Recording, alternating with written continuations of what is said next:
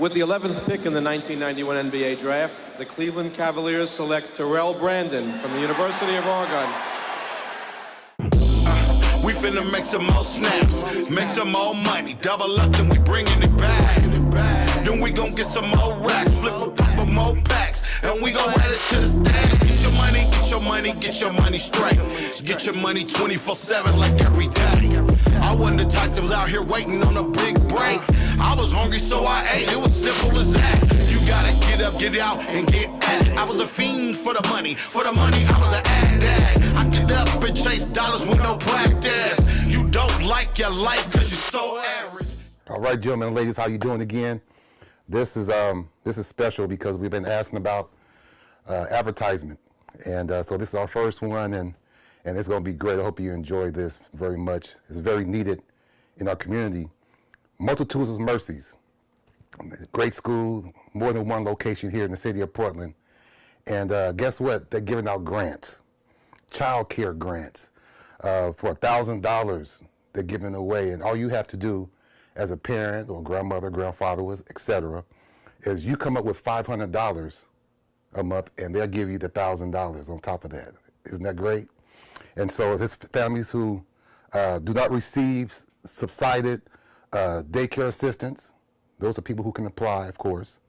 Grants each cover, like I said, $1,000. And remember, this $1,000 is per month. It's not overall, it's every month. So I think that is something that this tuition will help out some families and supporting the young people's future. And that's what it's really all about, is supporting the young people and helping out their futures. Remember, the ages are 3, 4, and 5, okay? Ages 3, 4, and 5. And this is full-time care. Starts at 6 o'clock in the morning and goes to 5:30 p.m. So you have all day to handle your business. Maybe parents may go on a date if you can. Get off of work, go to work early, get off. Well, all you have to do, they have wonderful teachers, and you don't have to worry about your kids. That's what's up. It's a peace of mind for the parents. This is what this grant is all about. Multitudes of Mercies. And if you want to go to the website, it's multitudesofmercies@yahoo.com. And the phone number is 503-808-0735. That's 503-808-0735. Ask for Miss Tamara Hopkins. She is the owner and operator of this spectacular grant. Once again, Multitudes of Mercies, we appreciate you very much. And I hope that all you parents take advantage of this great opportunity. I'm Terrell Brandon again, Life After Basketball, and I have approved this message. Take care of yourself, all Portland.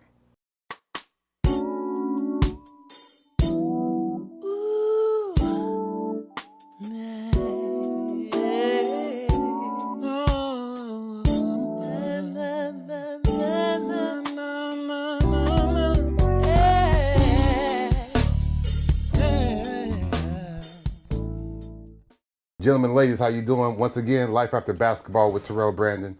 Do me a favor real quick if you can. Subscribe, share, and like. You know what we do. Go to the Cash App and support this channel. We appreciate it very much.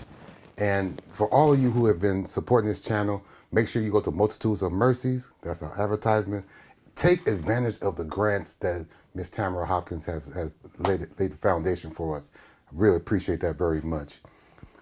Today's content is one of my best friends. And when you talk about Portland State football, it depends on how old you are, okay? You have Pokey Allen, you have different people like that. Coach Glanville, who always said NFL stands for not for long, you know what I'm saying? But when you go to the archives of Portland State and you see a young man who has 19, 20 tackles in the game, okay? 3, 4, 5, 6, and you go through the archives, I guarantee you're gonna see a name like Timothy Upshaw. And so this is my best friend live, Life After Basketball with Terrell Brandon.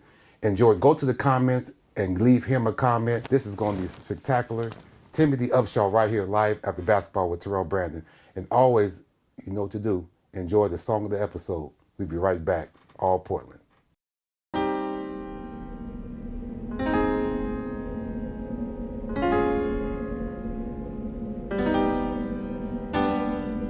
right, gentlemen. We have different regions that we need to hit.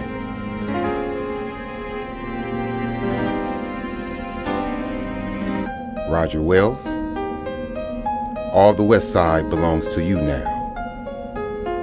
Mr. Michael Smith, you have the East Side. It's up to you and only you that if you have any problems, you come to me. The legendary, the big boy himself, Maniac Loc. You have the North and the Northeast side. The city is ours. We're going to prove it. We're going to prove it to the world. Now let's do it.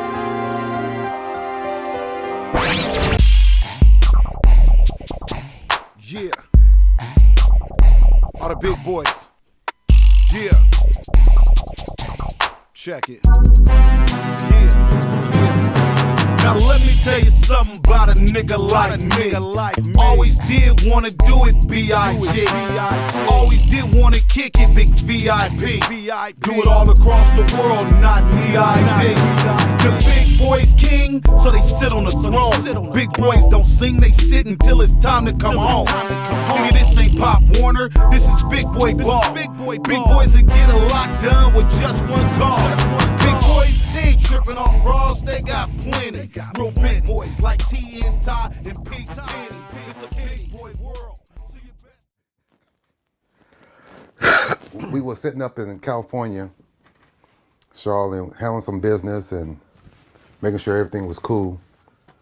And checking into the hotel, what was we at? We was at the Roosevelt. It was at the Roosevelt Hotel. And I felt stupid afterwards though, big bro, because, you know, I never call you Timothy. So we went through all these people who we got. They said, Timothy Upshaw. I said, I don't know who that is. Man, you remember that, man? Yeah, man. We was like, Upshaw? Yeah, man, that had us dying. Oh my God. Oh yeah, that was yeah, man. Cause it was about it was about 13 of us. That's right. That was crazy. Yeah. That was funny, man. I felt embarrassed and happy at the same time. I said, oh yeah, my boy's name is Timothy. We have been cross country together, man.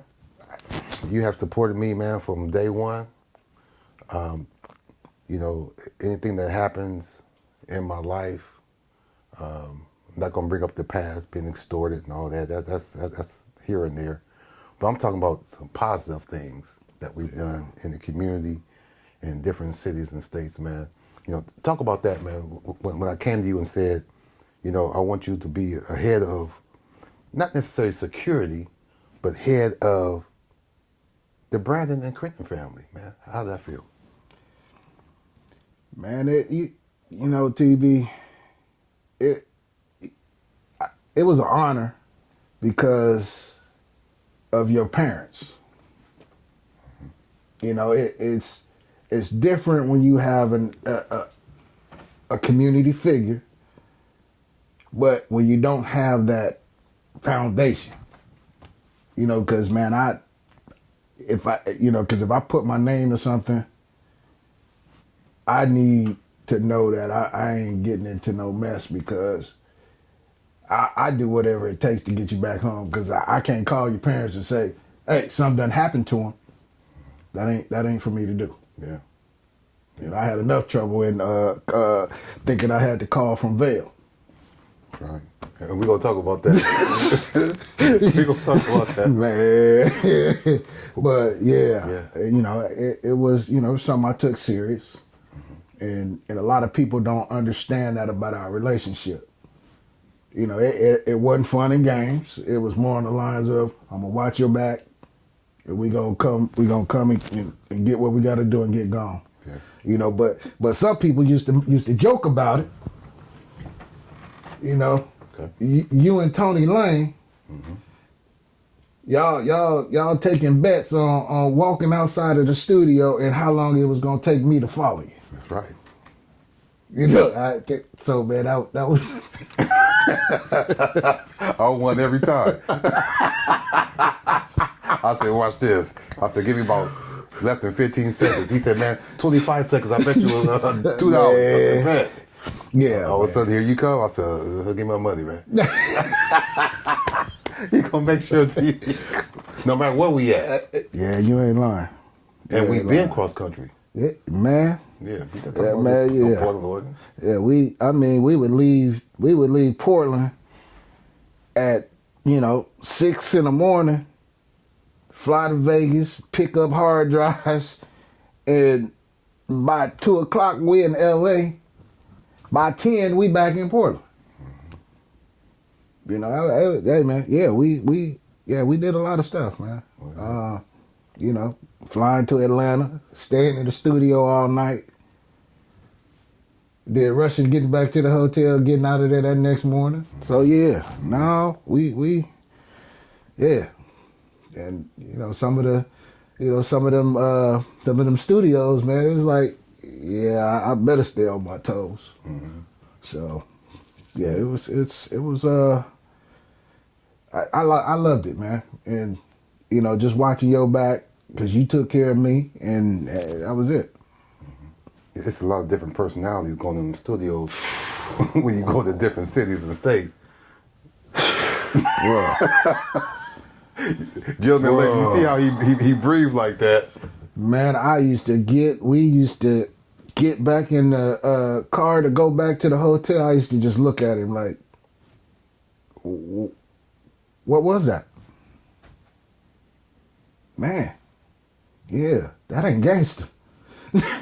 It was just, you have a perception of somebody from their music or whatnot, and then you meet them in person, you just like, damn, okay. Wow. So yeah, man, it was a lot of different personalities that didn't match what they was doing on the records. Yeah. And it was interesting because when I would walk in, and after some times, they got used to knowing that you got my back. And so they would walk past me and say, "What's up, Upshaw?" I'm like, "Wait a minute, I ain't trying to be egotistical, but hello." They like, "Man, we know you, TeeBee, man. Where's Shaw at, man?" I love that, man. I love that, Shaw. I have to admit, man, that was the biggest thing for me, man. Man, cool. Yeah. Cool. But DJ Quick and Sugar Free and E40 and Be Legit and all them see you, they would be like, "Okay, TeeBee, but where's Upshaw at?" Yeah, man, that was cool. That was cool because, my personality, I don't deal with too many people, So it was, that was cool too. Yeah. But the biggest piece of it, man, it was the relationship we had or have. That's right. It was almost instant a brotherly love. Mm-hmm. I got maybe 5 other people that it's like that with. And shit, it took 35 years because all them played ball with me. Mm-hmm. So, yeah. You're not originally from P.O. We're going to talk about your journey real quick. Life after basketball with Terrell Brandon, sitting here with one of my best friends. No doubt about it, Mr. Timothy Upshaw. And, you from Florida. Now, am I going to say it right? Florida? Man, look, man, I'm from Miami, man. See? Yeah, I'm from Miami, man. Hey, cause the state of Florida, man, I don't know about them folks. You see how he said it? I don't know about them folks, man. You from Miami, Florida? Yeah, in the hills. I done lost my accent, so I don't know if they'll claim me. So when you go back, do they look at you like you back? I don't go back. You ain't back? When I said you back to Miami? Shit, when I left.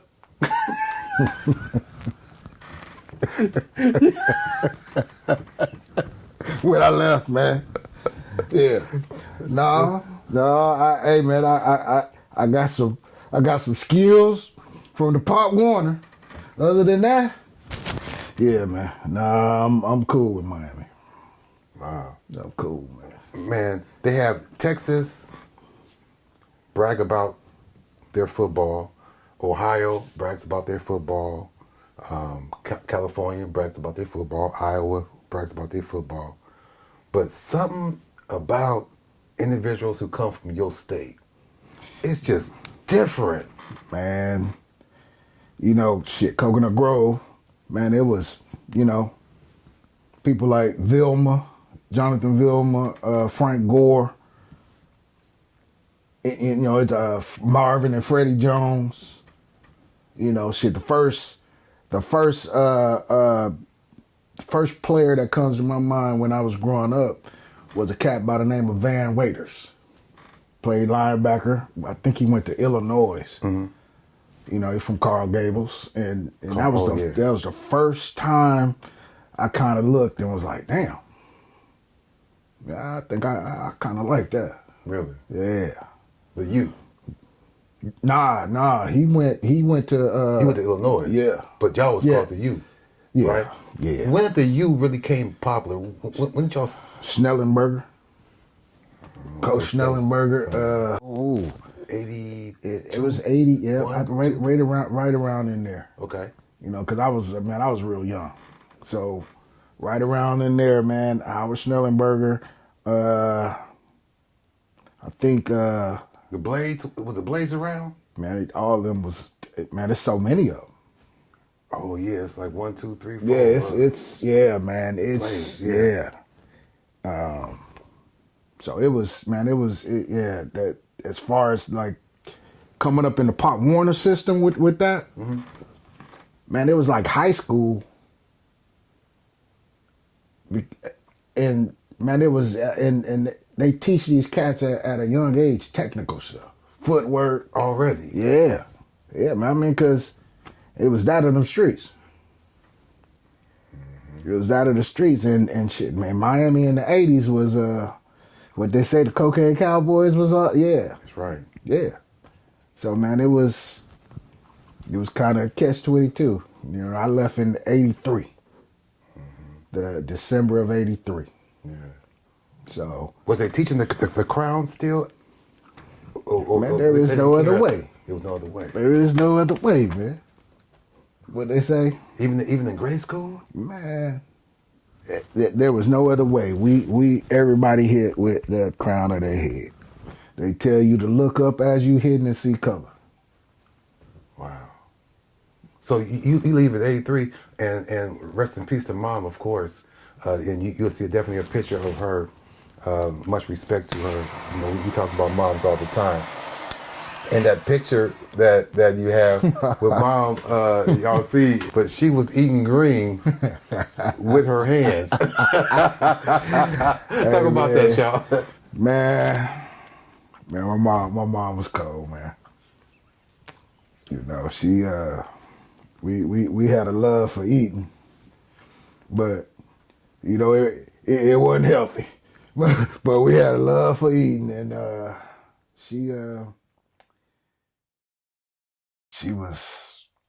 was my heart. Yeah, that was my heart. But that right there when that happened, when she passed, man, it changed my life. Cause I left. I think she died on the 20th of December, 1983, and then I left Miami to move up to Washington. And man, that was a switch, boy. Yeah. Cause I went from all black to shit in junior high, man, might have been eight black people in the school. Wow. Might have been 8. Culture shock right away. No, it was a fight. It was a fight? Yeah. You had to whip somebody's butt? Man, look at here, the boy. second day? Man. What'd you do, Shaw? You know, loose mouths. And I just wasn't used to it. Because, and when the first couple of times, man, I was like, I'm looking around like, y'all gonna let these people talk to you like that? Yeah. Then it got to me, and as soon as it got out, as soon as the word got out their mouth, it was a wrap. Wow. And then, you know, the reputation spread from the junior high school to the high school. Leave him alone. Leave him alone, man. Yeah. So, and then I finally got into playing some ball. Well, I can't even say got into it. My high school coach was subbing at the junior high school. And when he saw me, man, he just walks up to me. You play football? What? Like that? Yeah. Yeah, man. So what'd you say? Maybe. Cause man, I had kind of lost that desire to do anything right at then. Cause man, I was fresh off of mom's passing. Yeah. And you know, back then we didn't send people to grief counseling. So, you know, I was left to deal with that stuff myself. Yes. Wow. So, you know, it was like, okay. All right. But in all reality, that man set me up for success. You know, because I was living with my sister, and that lasted about 6 months. And, you know, because she was on me about going to church. And my thing was, man, I got a problem with God right now. I got a problem. You took my mama. You expect me to go? Nah. Be my sister. Don't try to be my mama. And so I ended up moving in with him. Stayed with him for a year, and then he went to Portland State. And I you know, man told me before he left, don't sign nothing, I'll be back for you. And so played them last 2 years. Signing day came in. He was there first thing in the morning. Wow. It caused a lot of problems, because you know, there was some other schools that really wanted me to come play for them. I was just like, man, I just had to go where I was comfortable. Yeah. You know. Talk about that. We're gonna get back to that real quick, but talk about that cable cord that you told me years ago that you had to go from one house to the other. That mom had. Dude. Man, well, you know, man, my mom was. I mean, her heart was. Yeah, she worked, but she had diabetes, and our thing was, man, we love to eat. And back then, man, it wasn't no healthy stuff. You know, we ate to what you got full of. So, man, she, you know, things would be going good. We'd be cool, and then she get sick. So, then that, you know, that means ain't no income coming in. So, man, my aunt them lived downstairs. Man, we had electric cords going from her house to our house to give us some electricity. Man, warming water up, throwing it in the tub. Man, it was wild, man. Wow. It was wild, but you know, that was my mama. That's right. That was my mama. Yeah. And you know, the crazy thing was, when she did pass, you know, she was on her way to work. She was on her way to work, man. That's right. You know, and I didn't get to say goodbye. So it was that was tough. Yeah, I bet. That was tough. I bet. Life at the Basketball with Terrell Brandon sitting here with my best friend, man, Mr. Timothy Upshaw. And by the way, these cigars, usually I don't smoke cigars, but actually these are Ray Lewis cigars from Miami, by the way. Thank you, man. For the job. For the I job, man. appreciate that, man. This right here is compliments of my oldest nephew. You know, he has a cousin that played from University of Miami, and they him and Ray real close. Nice. So they ran into each other, and he sent me a signed autograph box of them. So yeah, you deserve that, man. And it has the logo. I don't know if y'all can see it, but it has the logo right there with Ray Lewis on there too. So this is pretty awesome, man. I appreciate it, man. Yeah, thank you. Yeah. So what made you go to Washington though? Man, that's where my sister was. So that's where your sister was. Yeah. And you said, well, I'm going to go down here to the west, Well, Pacific Northwest, and see what's going on. nah, cause it was that or Pittsview, Alabama. Who? Guess what I said? That's what I said. That's where one of my uncles was. So yeah, that didn't sound too appealing to me. I bet. So I went up here with my sister, man, and might have been the best decision. Mm-hmm. But yeah, it was. Cause we got our family has property down there. Okay. And shit, I'm the only one that ain't seen the property, but I don't know if I wanted to. Mm-hmm. So and all of a sudden you start flourishing, and then you start getting offers, and then you chose PSU. mm-hmm. Now, why'd you choose Portland State out of all the places that you could have gone?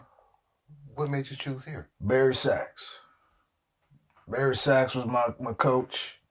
Like I said, I lived with him for a year, but it was more on the lines of, man, it was just the comfort piece of it.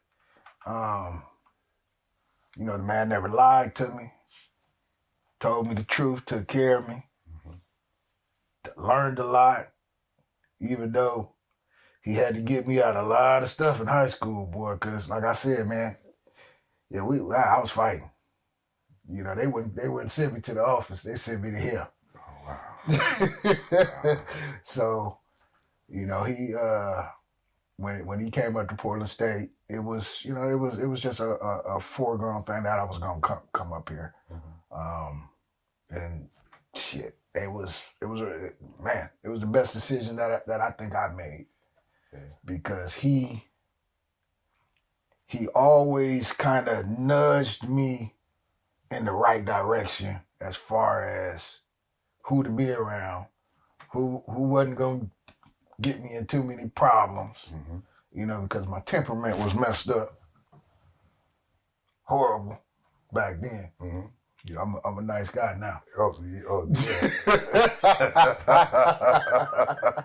Hey, football players are so messed up. Hey man, well, man, sometimes, man, you gotta put a square peg in a circle. See, I'm just saying, man. Mm-hmm.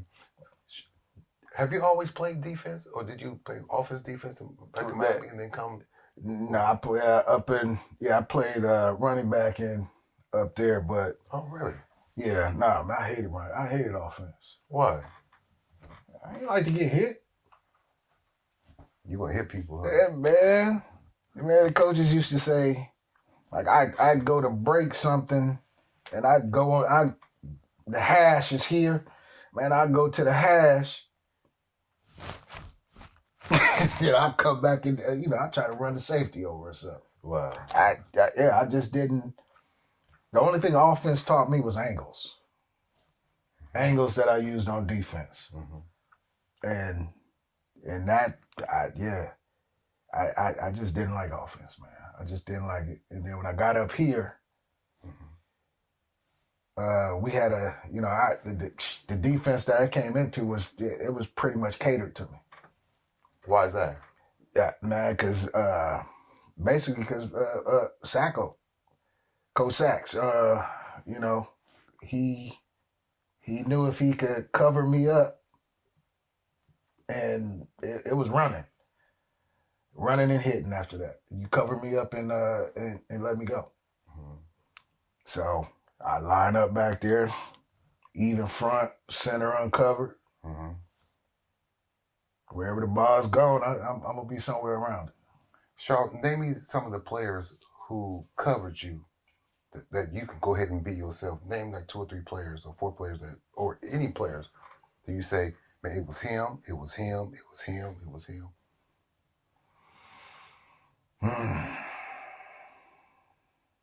Man, as far as that we played against, I'm talking on your team. Because there had to be somebody next to you, right? Man, that we allowed you to be you. Am I right or am I wrong? Man. Like Travis or something like that? We had, our defense was, our defensive line was 6'7", 6'6" on the outside. Wow. 270s on the like one was about 270, other one 250, 255. And that was the 2 years we went to the championship. And in those years, we had I played all three linebackers then. Wow. Because that was my freshman year. Like inside, outside? Yeah, man. But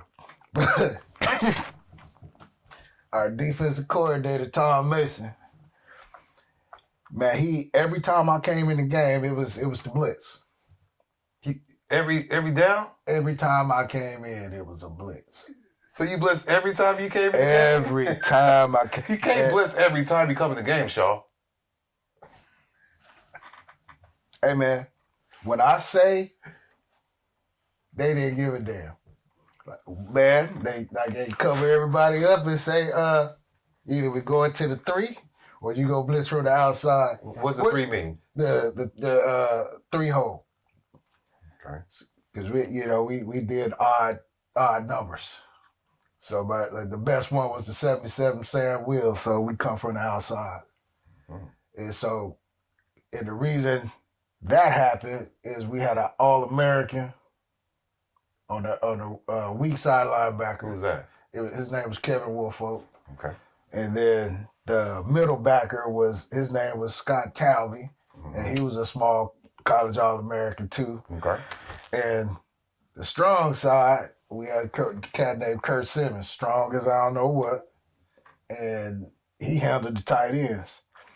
And so he wasn't gonna line me on the tight end because, man, I was probably 190, 195. Strong as a bull. Was you? I wouldn't say strong, man, because I ain't lift weights. As big as you was looking up in number 5? No, I ain't lifting no weights, man. What was you doing? You doing something? Yeah, I wasn't lifting no weights, bro. In practices, I wouldn't even tighten up my shoulder pads because I didn't want to hit in practice. I mean, man, it kind of hurt. I was small. I was small, man. I'm giving every inch. So it was like, yeah, I'm not gonna waste that. Coaches used to talk crazy to me, but yeah, I wasn't gonna do it. So what's it like, Shaw, when you know that you hit a guy so hard that he just don't want no more? He totally gives up. Can you feel it? Can you taste it? Can you see it during the game? Yeah. What they say, they just don't hit the hole as hard as they was. They looking. Like, yeah. As soon as they go to get the ball, they. And you can sense that. Yeah. I mean, we played Idaho. And Idaho had NFL quarterback John Freeze. And, he was 6'5". And this cat, it was that, when I came in the game, knew it was coming. And so your boy he did an audible. And and it was just so happened if they did that when I was in, the blitz changed. And man, all he could do was look back at his running back, and by the time he handed the ball off, I had his hand in between me and the running back and so his brother. Hey man, yeah. And it's just like, man, we would, our defense was, you're not going to dictate what we do.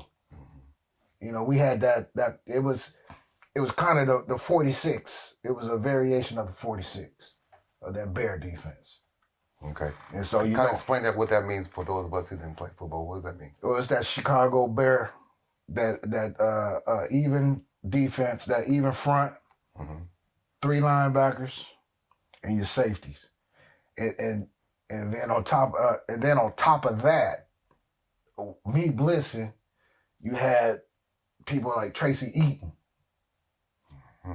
playing free safety. So it wasn't too many people throwing the ball across the middle because what Tracy used to do to people, man, hey man, the first time I saw him hit a tight end going up the seam, Tracy split his head. Dang, Tracy. Yeah, man. No, his own head. His own head. He Oh. split his own head, went in, got some stitches, and came back out. I was just like, yeah, okay. He's a little different right there, It huh? was a whole lot different, man. It was a whole lot different, bro. And you know that, and that was our team in a nutshell. We was all, I say, man, we was all kids that didn't want to study.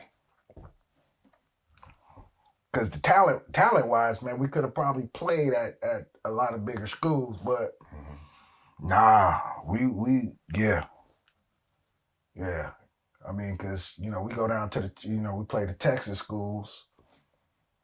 Shit, we ended up lose a couple. Well, no, we lost one, but we beat them in the playoffs. And man, and those teams, they had like Heath Sherman, Johnny Bailey, and that one dude, John Randall. Oh man, from the Vikings. Yeah. Oh man, Hall of Famer. Yeah. And the crazy thing was he wasn't the best person on that D line.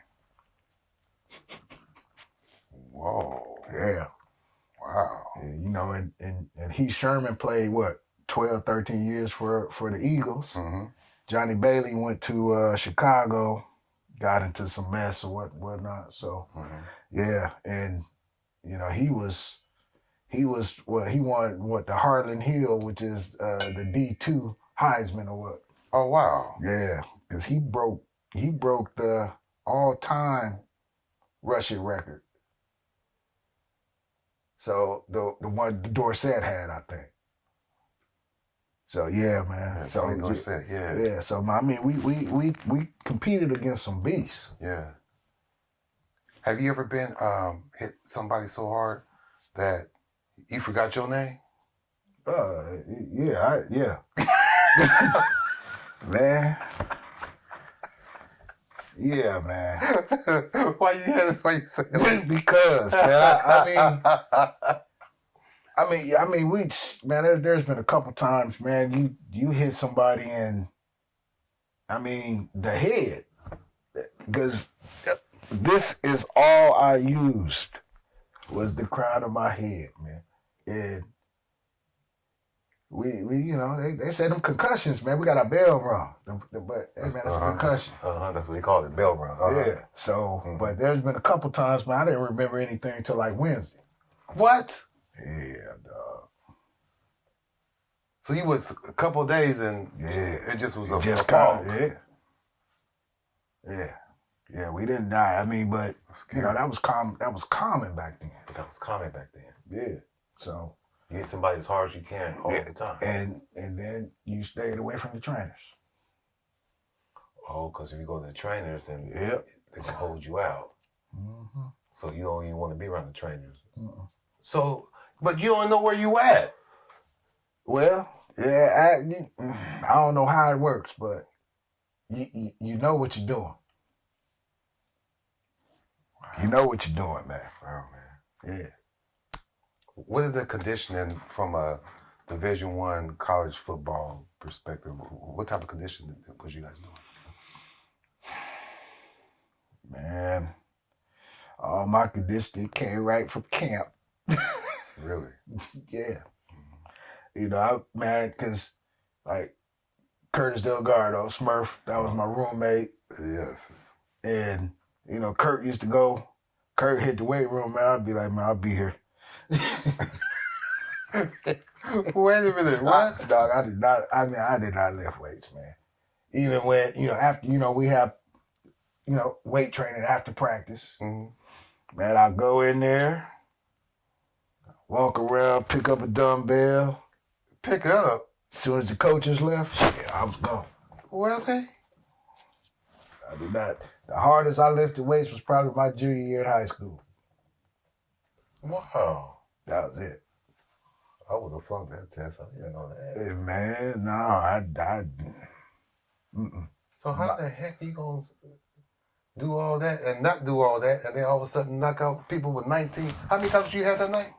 What's the record? And then how many? Did you break the record? No, Because you had like 18, 19, 20 tackles in the game. yeah.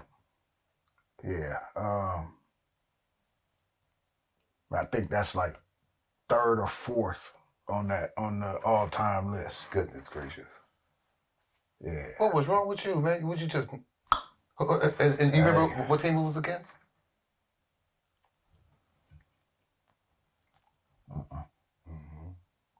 But do you remember the game? Kinda. You just hot.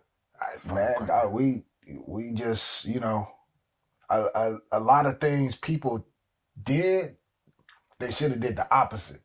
Because a lot of teams would run away from me. But that was my, yeah. I mean, because speed, yeah. Uh-huh. I mean, if you came at me, you know, I'm gonna stick my nose in there. But if you run away, Yeah. and if there's any type of gap, I'm shooting the gaps. You know, the first couple of years, the coach used to cuss me out. What the hell? And then after a while, he's like, all right, you can go ahead and do it. See? So, but yeah, man, it was a trip, man, because it was the speed. You know, I had normal speed, but then you had football speed. There it is, yeah. I mean, it's weird to say that, but nah, it was a trip. Yeah. You know, some of the things we would get into, and for the first 2 years, like most of my stuff was blitzing. Wow. I mean, it wasn't a secret. It was more on the lines of offense, stop it. You know what we're finna do. So. Was it just fun though? I mean, when the coach was like, "Man, go ahead and blitz," you was like, "Cool." Yeah, Every man. time. It was. It was so crazy. And it started in high school that I would get offended if the offense broke and they had wide splits. I would be offended by that. It's like, you gonna give me this much room. After the first play, man, I'll be looking at the sideline like, and next thing you know, man, they foot to foot. Yeah. Because all I needed was an inch. Wow. That's all you needed. Yeah. I mean, shit, quarterback take a step up from under the center, man. It was a trip, man. Wow. It was a trip. Wow, man. Once again, Life After Basketball with Terrell Brandon. Sitting here with my best friend, man. You know what I'm saying? Timothy Upshaw. And we sat on the, and people don't know I have a barbershop. Maybe you don't know, not from the City of Roses. I have a barbershop and much respect to Multitudes of Mercies who have a school there now for the last 10 years. We sat on my balcony, not on the balcony, on the roof. Excuse me, let me rephrase that. We sat on the roof one day, and my roof was somewhere that I always vented. And Upshaw knows this very well. And he was working with kids, but he was working with also autistic kids, just, you know. And I said, I was having basketball camps and clinics over the years, and I went to you, and I said, I want to do one more camp. I said, I want to have an autistic camp, even though every kid may not be autistic, but I want to have something for them as well. You said, let me teach you what autistic kids need, and I appreciate that very much. You said they don't like sound. Yeah. Throw away the whistles. Yeah. You said they don't like color, like oranges or Kool-Aid. Yeah. A lot of them have, it was just touch and feeling and hearing stuff that would just kind of set them off. Mm-hmm. And because it's different levels of the autism. So it just depended on what they had. Some of them, you know, they have to have the earmuffs on or whatever, noise canceling. Mm-hmm. So I mean, it's just like anything else, man. You got to figure out what is going to work with that particular kid, but have a program that you can have somebody individually that can address something if it comes up. Mm-hmm. But it's hard to throw every autistic kid into a bowl and come up with a program because every one of them is different. Yes. So, you know, I had 3 of them in the house in my foster home at the times. So, and all of them was different. All of them was different. Yeah. And the biggest thing that helped with them all is just the structure. Mm-hmm. Letting them know what the expectations were and following through with those expectations. Mm-hmm. So, you know, I didn't have many problems out of my kids. You know, you have the one, you know, they'll blow up every now and again, but you know, we work through those things. Mm-hmm. Yeah. So, and you taught me a lot, and when we had it for 3 or 4 months, because I was like, you know, Shaw, I don't think I want to have it just 1 week.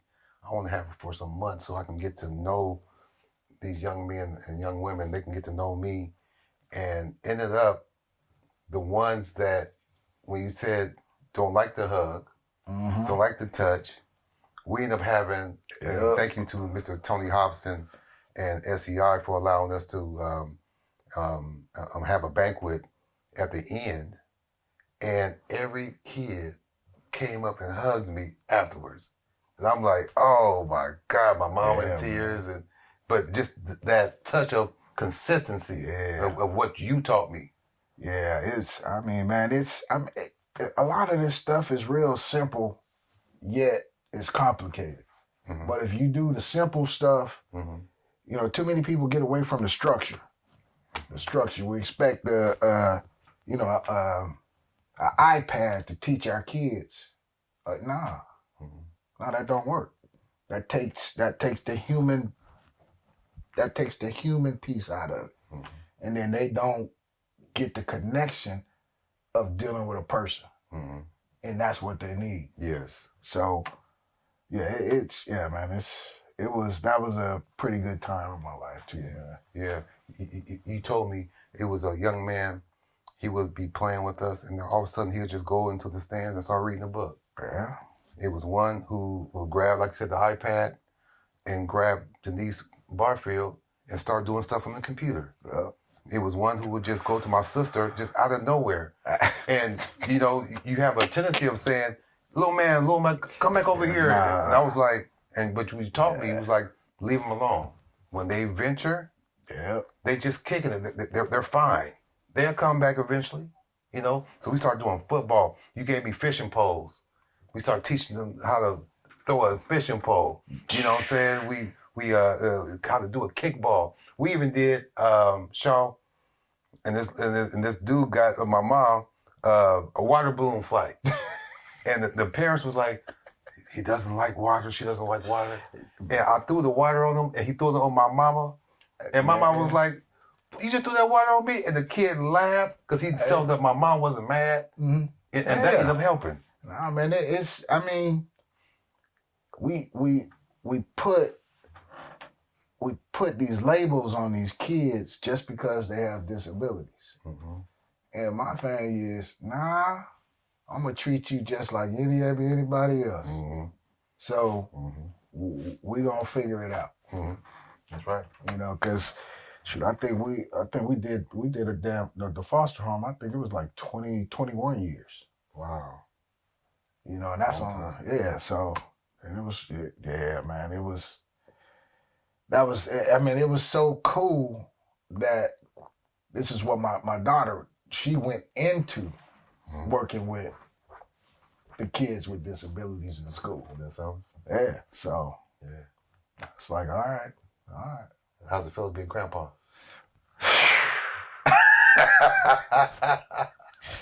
Man, you know, bro, I wait for them calls, man. I wait for them FaceTimes, man. Because, whoo, that little girl, whoo, man, all I can look at her sometimes, and she running around, and my daughter is looking like she want to pull her hair out.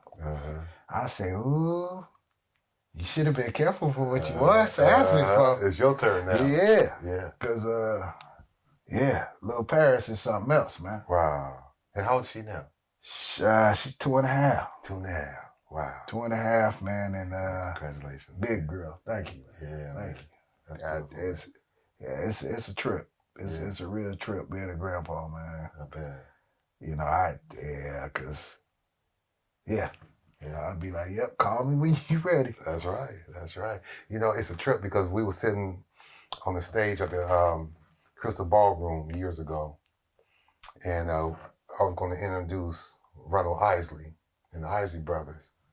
And you looked at me and you grabbed me by my arm and said, man, don't forget, man, this is going to be over one day.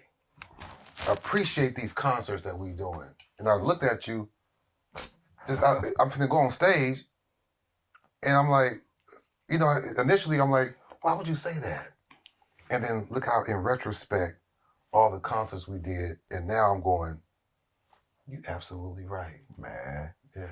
It come to one of those things. Hey, man, you got to say it when you remember it, because tomorrow I might forget. Sure. You weren't supposed to say that. Hey, man, I say what Sugar Free say. The truth is the truth. The truth is the truth. That's right. We had some good times at Crystal Ballroom, man. Yeah, we did. Yeah, we did, man. I mean, those were some of the times that, you know, there was no problems. You know, granted, because of the work that we did, hell, you know, we knew everybody that was gonna cause the problems, and then when they see us, it was like, so, you know, because we had most of them, you know, most of the troublemaking, we had it was they POs that was working with us. Is that something? That's right. So we know who you are. Yeah. So man, we never really had problems. Yeah. And you know, it was just a great time, man. Yeah. You know, relax, listen to some good music, meet some good people.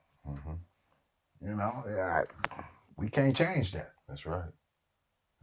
You know, that was just a good experience right there. Yeah, man. Tell me before we get out of here, Shaw, how the neighborhood has changed to you from the time, not everything, but the time that you came here and from Washington by way of Florida, and then how times are now here. You know, can you tell us where you work and what you do for a living as well? Man, let me see, man. I started. Matter of fact, when I got hurt, you know, I blew my knee out my senior year, and when the reality hit me was when the coach and the deacon, when Sacco and Mason came to the hospital to see me. You know, like I said, Sacks got he got a hold to me when I was 14. Wow. So when they came into the room, I mean, his face said it all. That's it, huh? Yeah. Hey, Mason, you know, Mason come in, he's the jokester. So, you know, we laughing a little bit, and Sax is behind him. And when I saw his face, I was just like, yeah, it's time to pivot. Wow. So I ended up getting a job at Multnomah County, juvenile justice. Started out on call at Donald E. Long, and ended up getting hired in the community service. And shoot, what was that, 90 something? So, like mid 90s. Mm-hmm. And man, I actually retired in 21, stayed home for about a month, and I was doing too much thinking, man. I was doing too much thinking, so I had to go back to work. Wow. Yeah. Yeah, so I work for Monoma County. Yeah, that's my only job. Mm-hmm. And shit, most of us, you know, you got Travis, Mm-hmm. which, you know, Travis Gamble, he played with us at Portland State. That's, you know, that's my other brother. Absolutely. You know, and it was a bunch of us. Yeah. So we've been there ever since. That's right. Yeah, man. I know they appreciate you too, man. They don't want to let you go, man. They don't want you to retire. Yeah, they do. Yeah, they do, man. Cause why they want you to retire? Cause man, it was years, man. I just didn't agree with the way things were going, because we were getting to the point where, you know, kids, you know, they want to cuss you out, they want to assault you. Wow. And without any consequences, really. You know, because the couple years before I retired, man, I thought my first name was nigga. White kids, black kids, wow. Hispanic kids. Wow. And, you know, man, I had a supervisor tell me that's what I got paid for. And then when I got back off suspension, because boy, she didn't like what I said. They're gonna keep on asking me. Yeah, keep calling me the N-word. Yeah, because you know, my thing is I'm not the same person that I am in that building that I am at home. Mm-hmm. So I have something to protect when I'm at home. Mm-hmm. And when you threaten my life, threaten my family's life, and you don't have a respect to do something about it, nah, don't leave that up to me. Don't do it. Mm-hmm. Because nah. And that's one of the biggest. Those was one of the big issues. So the last, I want to say about probably the last eight years, man. Travis, you know, he worked for the county too, and he went up through the ranks. So he got into the management piece of it. Ended up being my supervisor, and you know, it's like, you know, that's my brother. Yeah. I ain't gonna never do nothing. Yeah, that's right. Yeah, you know, it's like I ain't gonna never do nothing to make him look like an idiot. Absolutely. So it was so he ended up transferring me to adult side to get away from the kids for a while. Mm-hmm. And man, then I did those last 3-4 years and retired. That was it, man. And then ended up going back and working through emergency services, where we set up all the cooling and warming shelters for the homeless. Oh, wow. So, you know, we deliver all that food and tents and all that stuff. That's good. Yeah, so so now, man, I get my dogs, I go hunt, I go fish, and I call it good. Yeah. And shout out to Steph Jones, man. Oh, you know what I'm saying? Got to give us a shout out to Stephon Jones. That's yes, our sir. boy. That's right. Yes, sir. That's right. Man, this has been a pleasure, man. Oh, bro, you know, anytime, man. Thank you, man. I can say one thing. You about the only one to get me to do it. Absolutely. Love you, man. Love you too, boy. Absolutely. Yeah. Life After Basketball with Terrell Brandon, with the one and only, man, the great PSU legend, Timothy Upshaw. Life After Basketball. Definitely go to the subscribe. Hit that subscribe button. Go to that Cash App again and hit that Cash App. We appreciate it very much. I want to say congratulations to my boy David Stevens. You know, I say it all the time, but you know, he works hard, and he's a jack of all trades and master of none. And I want to give it up to David Stevens, my producer and director. Man, he is just a class act, and he works hard. So much respect to you and the Stevens family, and also always to the Cleveland Cavaliers, not just putting Terrell Brandon the Brandon family or the Critton family in the Wall of Honor, but putting all of Portland in the Wall of Honor. I appreciate my adopted hometown. Y'all take care of yourself, all Portland, and we see you next time. Peace to you. Much love.